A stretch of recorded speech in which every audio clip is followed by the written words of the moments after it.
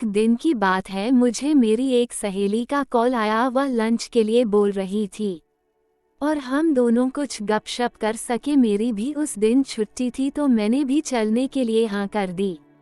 वो एक college teacher है और कई बार शनिवार के दिन भी काम करती है, लेकिन उस शनिवार को उसका हाफ डे था। मैं उसके कॉलेज के बाहर पहुंच गई और उसे कॉल करने लगी। दरअसल मुझसे उस वक्त कुछ पढ़ने में चूक हो गई। वहाँ अंग्रेजी में लिखा था लाइब्रेरी के पास इंतजार करें, जबकि मैंने उसे पढ़ा लाइब्रेरी में इंतजार करें। मैं गई तो देखा कि पूरा फ्लोर खाली था, वहाँ पर स्टूडेंट्स दिख ही नहीं रहे थे। मैंने लाइब्रेरी का दरवाजा खोला और टाइम पास करने अंदर चली गई। लाइब्रेरियन फोन पर किसी से बात कर रहा था। उसने मुझे देखा और फिर दूसरी तरफ देखते हुए कॉल पर बिजी हो गए।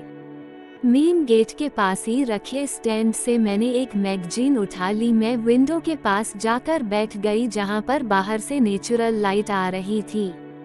उस रूम के कोने में बैठे हुए मुझे दूसरे कोने से आ रही कुछ आवाजें सुनाई दी। वह हंसी कुछ ऐसी थी कि उसके साथ कुछ हल्की आह भी सुनाई दे रही थी, जिन्होंने मुझे सोचने पर मजबूर कर दिया। मैं दबे पांव उस ओर चली। आखिरी शेल्फ के पास जाकर मैंने झांका तो एक लड़का एक लड़की को पीछे से पकड़े हुए था। उस लड़की की दुकान में उसने अपना हाथ दे रहा था। वो उससे छूटने की कोशिश तो कर रही थी, लेकिन साथ ही इन सब का मजा भी ले रही थी। इसी वजह से वह दोनों हंस रहे थे और साथ ही हल्की सिसकारियां भी ले रहे थे। अब वह दोनों प्यार का मजा ले रहे थे। मैंने दरवाजा को नॉक किया तो उस लड़की ने मेरी तरफ देखा तो उसने अपना चेहरा फेर लिया। उसने लड़के को एकदम से अपने से दूर धकेला और दूसरी तरफ से भागने की कोशिश करने लगी, लेकिन उसे जब पता लगा कि वो कोना आगे जाकर बंद हो रहा था और वहां से दूसरी तरफ निकलने का कोई रास्ता नहीं था, तब वो अपनी नाकाम कोशिश पर पछता रही थी। फिर वो बोलने लगी, आई एम सॉरी मैम, ऐसा दोबारा से नहीं होगा। लड़का भी अपना सिर नीचे करते हुए कहा, I am sorry ma'am, please हमारे बारे में किसी को मत बताना, प्लीज। कहते हुए उसने दोनों हाथ जोड़ लिए। जब उस लड़के ने भी मुझे मैम बुलाया तो मुझे लगा कि गलती से इन्होंने मुझे कॉलेज का स्टाफ समझ लिया है।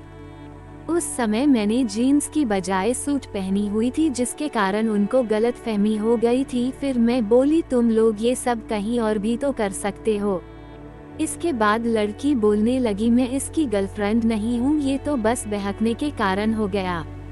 अगर मैं तुम्हें नहीं रोकती तो तुम ऐसे ही बहकते हुए ही सब चीज करवा लेती। जब मैंने ये बोला तो वो लड़का मुझे हैरानी से देखने लगा।